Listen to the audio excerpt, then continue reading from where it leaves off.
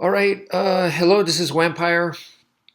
Yeah, I think it's obvious. The subject for today is not a very positive one. It's about bullying, but I'm going to try to make it as positive as possible.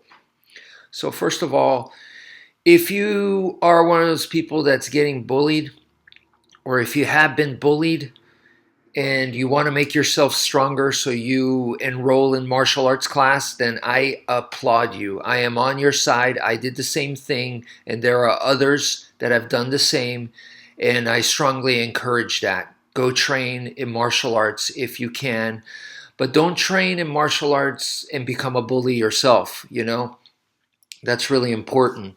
Become a martial artist to become just a stronger person internally and also, physically you will become stronger, but that's a bonus. It's really about the inside, you know, your spirit, your mind. It's really more about that than the body.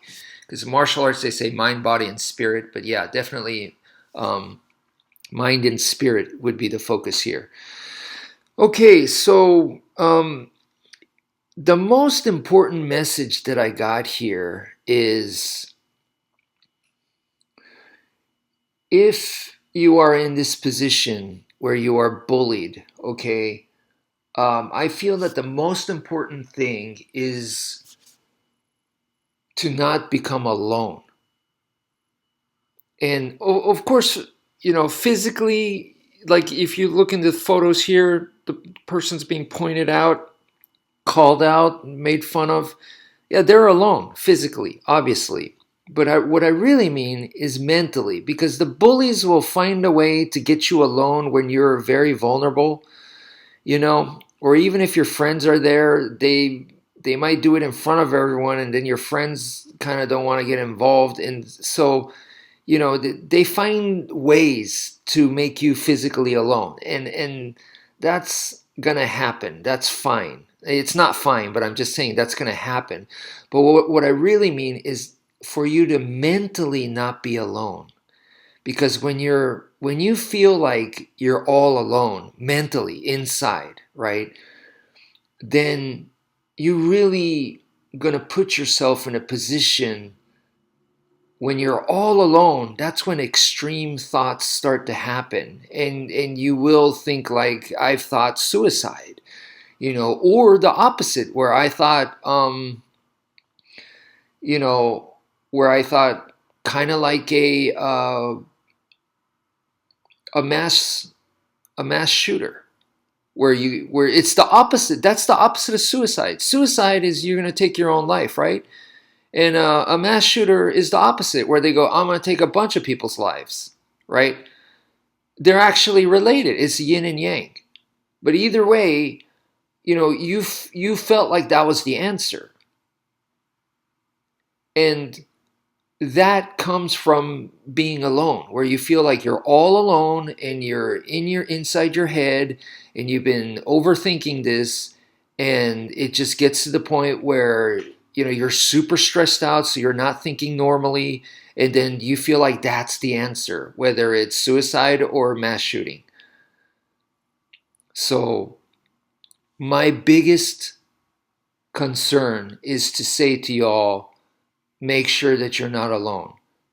Okay. And this happened to me where I was pushed so far, and look, I was bullied in Japan. I was bullied over here in the US. So when I was in Japan, I was in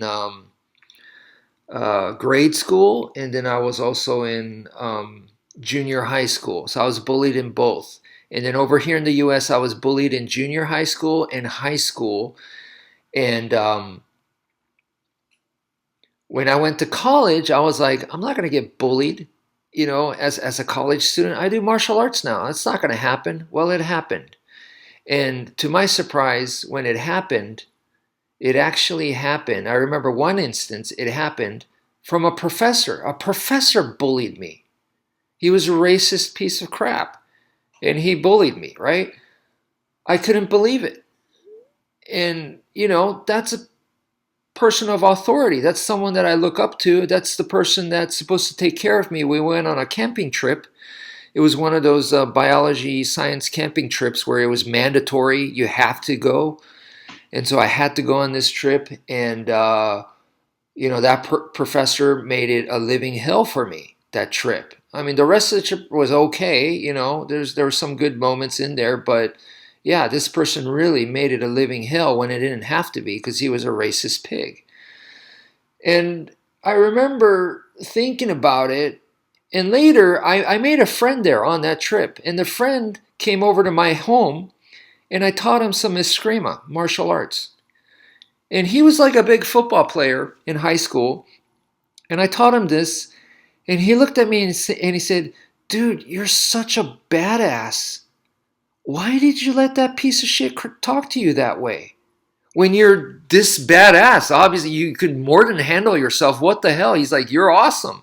He said that to me, right? And my thought was, well, if you knew that that was happening, why didn't you say something? Is what I thought too. But I'm not blaming him because I know it was difficult because this is a professor. Your grades are on the line and all that. So it was probably very awkward and difficult for him to say something about it. Well, it was also in the same boat. I was the exact same situation, but it was being done to me. It was very awkward and difficult for me to do something about it, even though it was being done to me. So I'm guilty of the same thing. Anyway, when I went home, I was furious and I was thinking about it. And eventually I was like, I'm strong because I do, I've been training martial arts. So I'm a strong person, so I can take this. But if another Asian person came to this university, signed up to this, piece of crap's class, and then got treated that way, I can't let that happen. That normal person doesn't deserve that. So I searched my home, and at that time, I will tell you that we didn't have any firearms. We didn't have any guns, thank goodness. But if we did, I would have grabbed it. If we had a rifle, if we had a shotgun, I would have grabbed those. But we didn't, not at that time. So all we had was a knife. So I grabbed a kitchen knife, I got in my car, and I drove to the campus, and I went looking for that professor. And honestly, so if you look at it that way, when these mass shootings occur, always people talk about the victims, how tragic it is, and then also the family. They lost a kid. It's tragic. And I am not debating that at all. 100% that is tragic. Even if you survived it and you witnessed it, just witnessing something like that, you were there. And you're a victim in a sense because that is a horrific thing that you had to witness and be involved in. So that is horrible. 100%, I agree. But no one ever talks about the actual shooter. Okay, and I'm not saying that every single shooter is innocent or every single shooter is, is what I'm about to say, but no. I am going to say that in some cases, the shooter felt all alone and they had no one to turn to, and they've been pushed to this extent to where they felt like they had no answer, that this was the only thing they could do that. I know I am a normal person. I know that I am psychologically normal. And for me, I was pushed to the extent where I searched for a weapon in my home and I drove to campus with that weapon. That's not that different from this active shooter, the mass shooter, okay? So I can totally understand that. I'm not saying they're all that way. So we have to view them as human beings and not say, oh, they're psycho, they're crazy. They were serial killers no matter what. There was something wrong with them, and they were going to do that no matter what. Eventually something was going to burst, and they were going to just kill a bunch of people anyway because they're messed up. We can't just dismiss it that easily. Not all of them are that way, is what I'm saying. So in my case, I drove to campus. I got there and I said, where is so and so? Where's this professor? And they told me, oh, that professor, they're not in today. They don't work today. So luckily, that person wasn't there. And luckily, nothing happened. But I was pushed that far.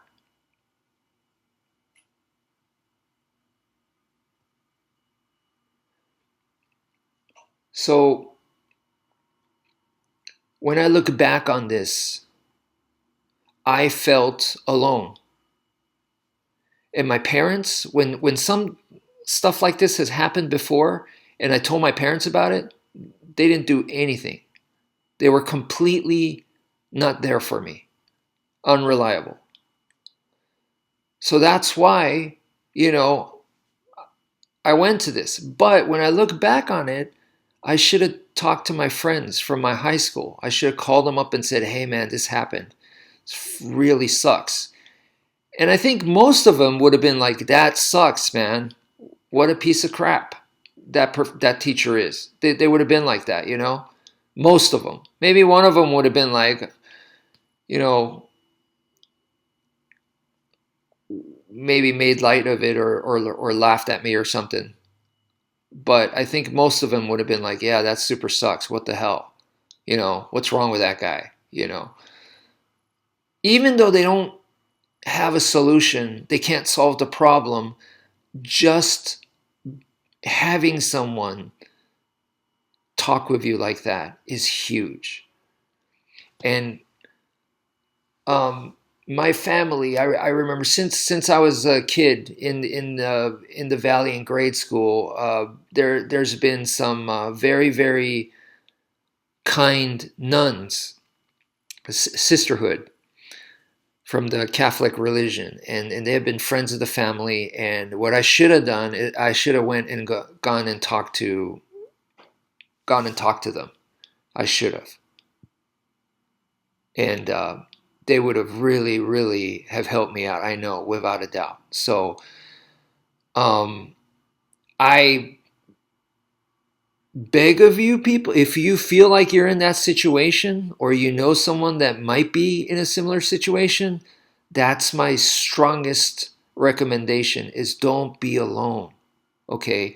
And like I said, if you are in that situation, I am here on YouTube making myself available to the public as a martial arts instructor.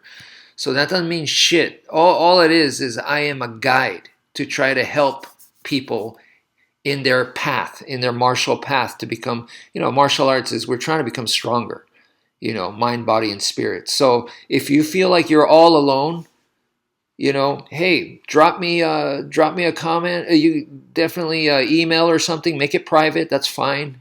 Send me a message and I'll do my best to be there for you. Okay. I'm not saying that I have any solutions. I'm not a, counselor or a psychologist, psychiatrist, or anything like that. I am not a professional, but I'll do my best to, to talk to you and be there for you.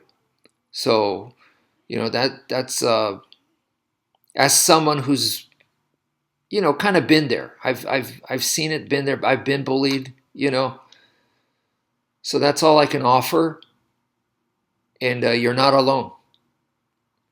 All right, so yeah, that's my video for today. Thank you all for listening, and take care, folks.